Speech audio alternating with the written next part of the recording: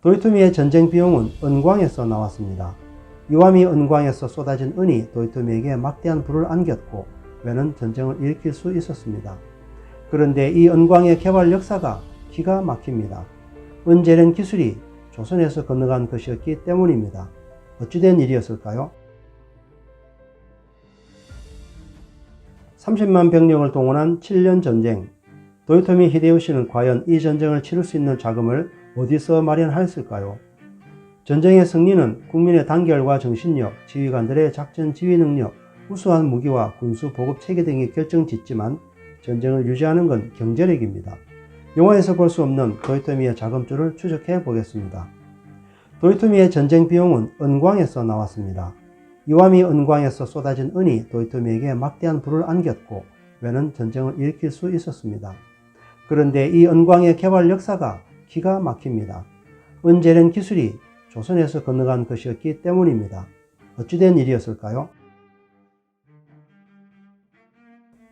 1503년 연산군 때 함경남도 단천광산에서 평민인 김감불과 노비 김검동이 은을 재련하는 획기적인 기술을 개발하였습니다.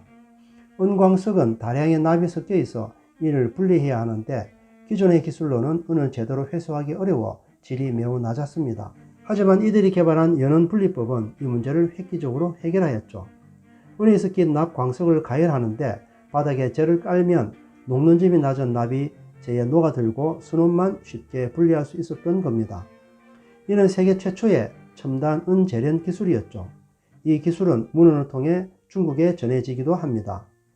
당시 유럽에서 사용하던 기술은 수은 아말감 공법이었는데 중남미의 식민지를 개척했던 스페인이 볼리비아 은광산에서 은을 재련하는 동안 수은 중독으로 인해 800만 명이 희생당하기도 하였습니다. 반면 조선에서 개발한 첨단 기술은 이런 피해 없이도 순도 높은 은을 생산할 수 있었습니다. 연산군은 이 기술을 널리 보급하고 은광산업을 장려하여 세수를 늘림으로써 자신의 사치스러운 삶을 이어갔습니다. 총애하던 장록 순리가에게도 광산 개발권과 세금 면제 혜택을 주었죠. 하지만 중종 반정 이후 적폐를 청산하는 과정에서 어이없는 일이 벌어집니다. 사치와 향락의 근원이라며 은광산업을 억제하는 정책을 펼쳤던 겁니다. 유교를 신봉하던 조선에서 이미 산업공상의 신분제에 가로막혀 공방의 장인들은 인간 대접받기 어려웠는데 은광산업 자체가 붕괴하여 버렸습니다. 이렇게 조선에서는 세계 최초로 개발한 은재련 기술을 국가가 나서서 묻어버렸는데 일본이 이 기술을 가져가서 세계의 역사를 뒤흔듭니다.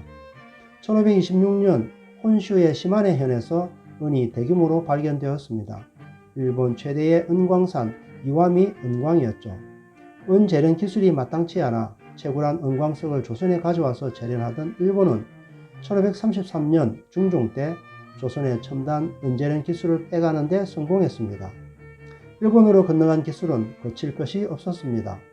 일본 사신이 은 8만 양 3200kg을 갖고 와서 면포를 교환하겠다고 한 적도 있습니다. 당시 조선은 연간 1000량을 채굴하는 수준이었는데 말이죠. 이와미 은광을 비롯하여 전국에서 엄청난 은이 쏟아졌고 부는 쌓여갔습니다. 은광산을 차지하기 위한 다이묘들의 피비린내 나는 전투도 계속되었죠. 이와미 은광의 마지막 주인이었던 모리 가문이 1584년 도요토미에게 복속하면서 광산을 헌납하였습니다. 도요토미는 은광산에서 쏟아진 불을 바탕으로 전국시대를 끝내고 대륙정벌의 꿈까지 꿉니다. 조선과 명, 외, 동아시아 3국에 참전한 준세계대전을 치르고도 남을 재력을 도요토미에게 안겨준 것은 바로 조선에서 개발한 연은 분리 기술과 은광산업이었습니다. 당시 은광산업은 일본 국내의 지형을 바꾸는 데 그치지 않았습니다. 스페인에 이어 세계 2위의 은 생산국이 되었고 임진왜란 직전 일본의 은 생산량은 전 세계 생산량의 3분의 1을 차지했습니다. 지금 이와미 광산은 유네스코 세계문화유산으로 등재되어 있습니다. 이렇게 은광에서 얻은 막대한 부로 조총을 대량으로 구입했고 선박을 건조함으로써 조선 침략 전쟁이 시작된 것입니다.